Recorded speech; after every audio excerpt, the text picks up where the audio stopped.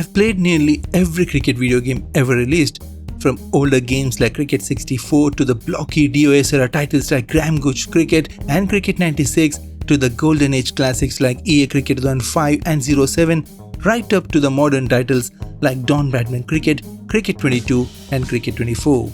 Over the years, I've spent countless hours batting, bowling, exploring career modes, testing AI and even breaking the games just to see how far they would bend.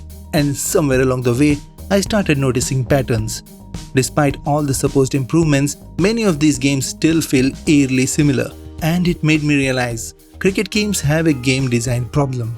Let's start with something that might surprise you: the illusion of progress.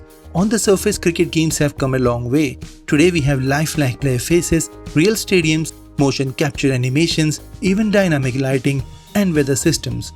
Compare that to Cricket 07, where players all look like plastic mannequin and gameplay was rigid and canned.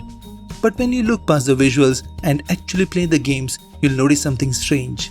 The core gameplay loop has not evolved as much as you would expect.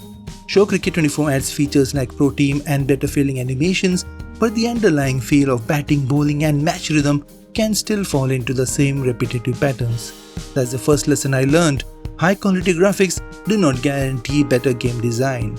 A game can look realistic but still feel hollow if the mechanics underneath have not changed meaningfully. Another problem is the genre's obsession with realism over actual gameplay systems. Cricket games often boast about physics engines, realistic pitch behavior, and accurate bowling actions. That's fine, but these features are mostly cosmetic unless they are built into a system that affects the match dynamically. In many titles, the AI doesn't really adapt to what's happening. Batters repeat the same strokes regardless of the match situation, bowlers do not evolve their strategy based on your scoring areas, and the fielding logic often feels robotic. Compare that to a game like the older FIFA series, where the opponent's style changes mid-match, or NBA 2K, where the momentum of the player and fatigue directly affect decision making. Cricket games do not often provide that depth, and that's a big missed opportunity. Because in game design, realism only works when it's interwoven with reactive, engaging systems. That brings me to what might be the most controversial observation. Cricket games might actually be too realistic for their own good. Real-life cricket is methodical, strategic and slow-paced, and when that same pace is translated directly into a game, it can become boring. Most cricket titles lean heavily into simulation these days, but forget to build in emotional drama or variety. Overs blur together, every innings feels similar, there are no real narrative stakes unless you manually insert them into your head. Contrast this with something like Formula 124 or Football Manager, where even small events like pit stops or player morale can cause a chain reaction of outcomes. That's what makes those games compelling. Cricket games, on the other hand, often focus so much on getting the physics right that they forget to make the experience memorable. And part of that is because they lack what is called emergent gameplay. In great games, unexpected things can happen. Comebacks, collapses, or game-breaking moments that you remember forever. But cricket games are usually tightly scripted. Win the toss, choose your mode, bowl in the same channel, hope the AI eventually makes a mistake.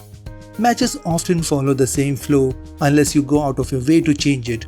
You almost never get those weird, unscripted moments that make you jump out of your seat. And without that unpredictability, players eventually lose interest. Because in design, the opposite of fun is not failure, it's predictability. So why do all these games still feel so similar even after all this time? The answer might be simple: lack of competition. Ever since EA stopped making cricket games after Cricket 07, Big N Studios has carried the entire genre on its back. That deserves credit, no doubt. They've released more titles than any other studio in cricket gaming history, but with no real rival, innovation tends to slow down. Most modern cricket games stick to a familiar formula: career mode, casual play, online mode, repeat. No one's trying to do something weird like a story-driven narrative mode, or a stylized arcade version, or even a fully immersive cricket manager game, personality systems, and backroom drama. Without creative risk, stagnation becomes inevitable, and unfortunately, that's where the genre seems stuck. In the end, playing all these cricket games did not just give me a history lesson, it gave me a deeper understanding of what separates a good game from a forgettable one. It's not just graphics or licenses. It's not how real it looks. It's how alive it feels. A truly great cricket game does not need to simulate every detail. It needs to respond, evolve and surprise the player. It needs to build systems that interact, not just animations that repeat. Until that happens, we'll keep getting better looking cricket games that feel like they're stuck in the same match we have been playing since 2005.